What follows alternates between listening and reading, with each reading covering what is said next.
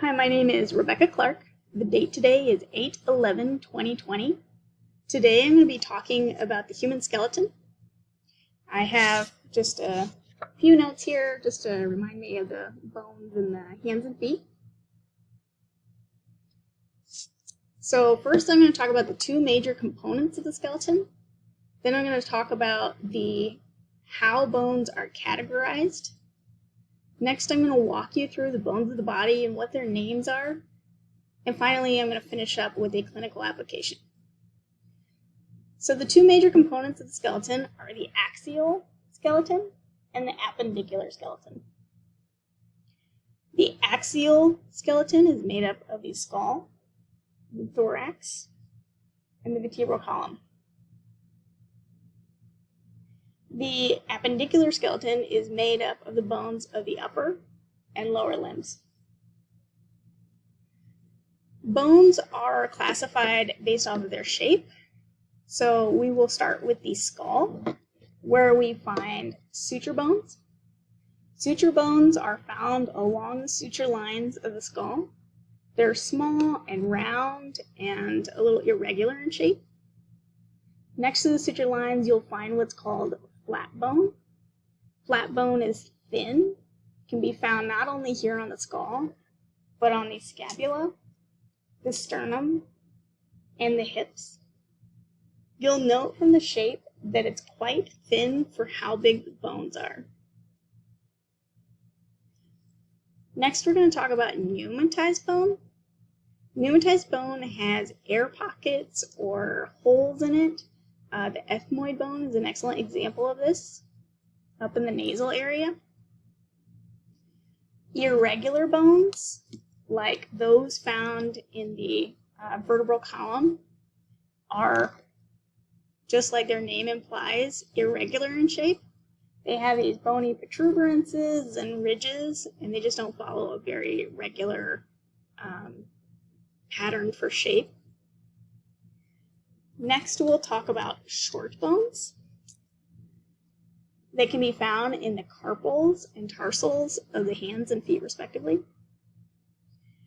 Next, we have the long bones. Long bones have a diaphysis, which is a shaft, two epiphyses, which is these wide, larger areas on the ends of the bone, and two metaphyses, which is that area in between the diaphysis and the epiphysis. And then we also have sesamoid bones, which are small and round. A good example is the kneecap or patella. So next I'm going to walk you through the skeleton and point out the different bones and their names. We're going to start with the axial skeleton and then move on to the appendicular skeleton, but we'll start with the skull. So we have the occipital bone, parietal, frontal, temporal, the sphenoid bone. You can find the ethmoid bone here in the orbitals. You'll also find the lacrimal bones in the orbitals. We have the nasal bone and vomer. Also in the nasal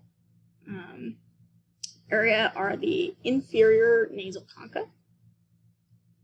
We have the maxilla and the zygomatic. Next, we have the mandible. And it's hard to tell on this particular model, but at the top of the roof of the mouth is the palatine bone. And then this model is also missing the hyoid bone, which would be here. So next we'll move to the vertebral column.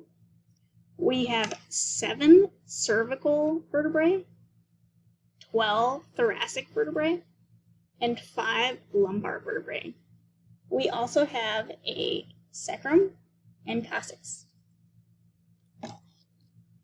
Next we'll look at the thorax, which is made up of the ribs and sternum. The sternum is made up of 3 parts: the manubrium here, the body, and the xiphoid process. There are 12 sets of ribs You'll note that the top 7 are what are called true ribs because they attach to the sternum. We have what's called intercostal cartilage here that's not bone. These lower ribs are called floating or false ribs because they don't attach to the sternum. So now we'll move away from the axial skeleton and we'll start to look at the appendicular skeleton. We'll start with the pectoral girdle, which is made up of the clavicles and the scapula. Next we have the humerus, this big bone here. We have the ulna and the radius.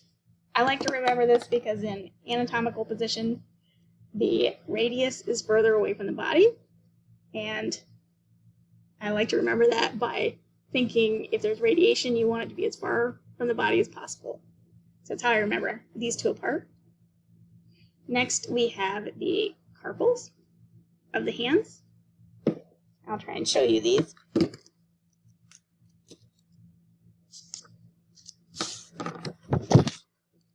So it's a little difficult to see, but we have, this is the hand. We have the pollex, which is the thumb. We have the trapezium, the trapezoid, the capitate, the hamate, the pisiform, and the triquetrum. And then we have the lunate, and finally the scaphoid. Next we have the metacarpals and the phalanges.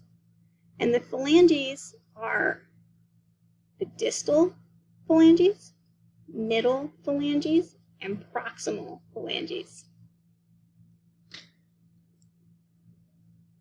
One quick note, you'll notice that on the thumb, there's only a distal and proximal phalange.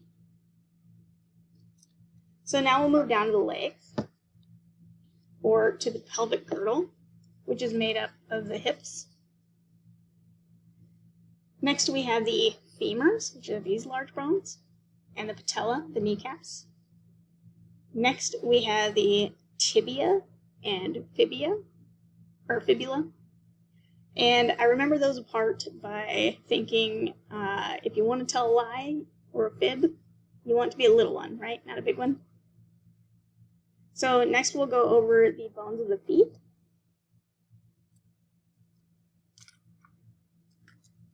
We have the calcaneus and the talus. We have the navicular bone and the cuboid. Well, the navicular is actually over here and the cuboid's over here. And then we have the cuneiform. Then we have the metatarsals and the phalanges. And again, there's the distal, middle, and proximal phalanges. So finally, I'm going to finish up with a clinical application. Depending on what specialty you go into and what demographic you work in or work with will determine what sort of problems you'll see that have to do with the skeletal system. So in primary care, you would see things like osteoporosis in elderly patients, especially women, where bone degradation is taking place at a faster rate than it's being made. In the ER, you would see more actual breaks and fractures in bones. So hopefully this presentation was helpful. Until next time, thank you.